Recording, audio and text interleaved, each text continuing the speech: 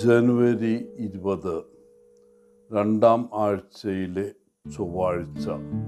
മർക്കോസ് 2:23 മുതൽ 28 വരെ വാക്യങ്ങൾ.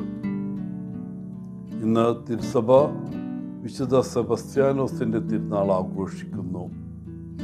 3-ാം നൂറ്റാണ്ടിൽ ഫ്രാൻസിൽ ജനിച്ച് ഇറ്റലിയിലെ മിലാനിൽ വിദ്യാഭ്യാസം നേടിയ അദ്ദേഹത്തിൻ്റെ ജീവിതവും രക്തസാക്ഷിത്വവും വിശ്വാസത്തിൻ്റെയും ധൈര്യത്തിൻ്റെയും സാക്ഷ്യങ്ങളാണ്.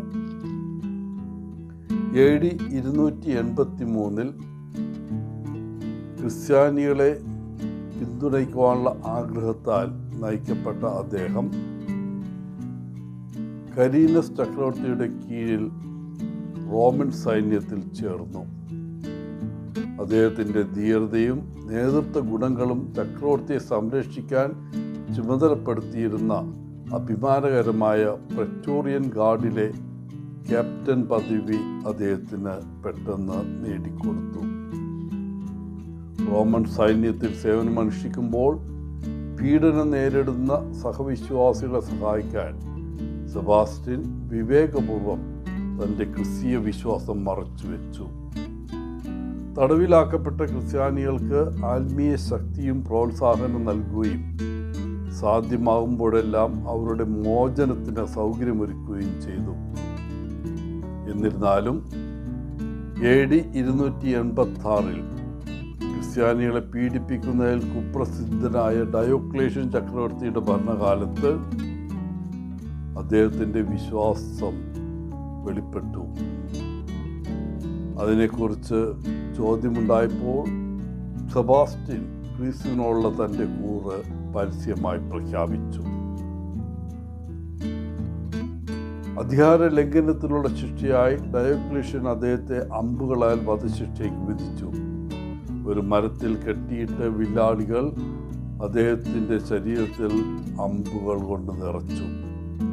മരിച്ചുവെന്ന് വിശ്വസിച്ച് ആരാച്ചാർ അവനെ ഉപേക്ഷിച്ചു. എന്നാൽ ഒരു ക്രിസ്ത്യൻ വിധവയായ ഐറീൻ എന്ന സ്ത്രീ അവൻ്റെ ശരീരം കണ്ടെത്തി ജീവനോട് അവളെ ശുശ്രൂഷിച്ച് ആരോഗ്യവാനായി തിരികെ കൊണ്ടുവന്നു. തൻ്റെ വിശ്വാസത്തിൽ ഒട്ടും തളരാതെ സെബാസ്റ്റ്യൻ വീണ്ടും ഡയോക്ലീഷ്യസിനെ നേരിട്ടു. ചക്രവർത്തിക്ക് ക്രിസ്ത്യാനികളോടുള്ള ക്രൂരമായ പെരുമാറ്റത്തെ അപലപിച്ചു. കോപാകുലനായ ഡയോക്ലീഷ്യൻ അദ്ദേഹത്തെ ചമ്മട്ടി കൊണ്ട് അടിച്ചു കൊല്ലാൻ ഉത്തരവിട്ടു. ഇത്തവണ സെബാസ്റ്റ്യൻ ആ മർദ്ദനത്താൽ മരിച്ചു.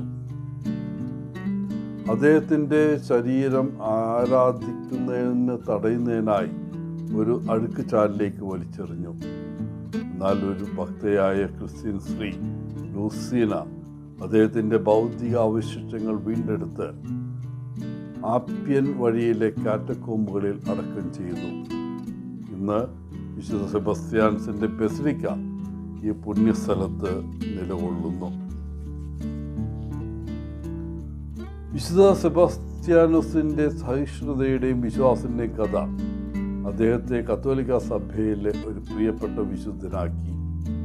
ശാരീരിക സഹിഷ്ണുതയ്ക്ക് മാത്രമല്ല, ആത്മീയ ധൈര്യത്തിനും അദ്ദേഹം വിശ്വാസികളുടെ രക്ഷാധികാരിയാണ്. പ്രതികൂല സാഹചര്യങ്ങളെ നേരിടുന്നതിൽ സ്ഥിരോത്സാഹവും ശക്തിയും അദ്ദേഹത്തിൻ്റെ ജീവിതം ഉദാഹരിക്കുന്നു. കായിക താരങ്ങളും വിശ്വാസികളും ഒരുപോലെ ആരാധിക്കുന്ന ചില ഗുണങ്ങൾ അദ്ദേഹത്തിനുണ്ട്. മധ്യകാലഘട്ടത്തിൽ വിശുദ്ധ സെബസ്ത്യാനോസിനെ പ്ലേഗുകൾക്കെതിരായ ഒരു സംരക്ഷകനായി വിളിച്ചപേക്ഷിച്ചിരുന്നു. അദ്ദേഹത്തിൻ്റെ മധ്യസ്ഥത പല സമൂഹങ്ങളെയും രോഗങ്ങളിൽ നിന്ന് രക്ഷിച്ചു എന്ന് വിശ്വസിക്കപ്പെട്ടു. ഇന്നത്തെ സുവിശേഷ ഭാഗത്ത് ന്യായപ്രമാണ ലംഘനത്തെക്കുറിച്ച് യേശുവും ഫരിസേയരും തമ്മിലുള്ള ഒരു ഏറ്റുമുട്ടൽ കാണാം. സാബത്ത് ദിവസം കതിരുകൾ പറിച്ചുകൊണ്ട്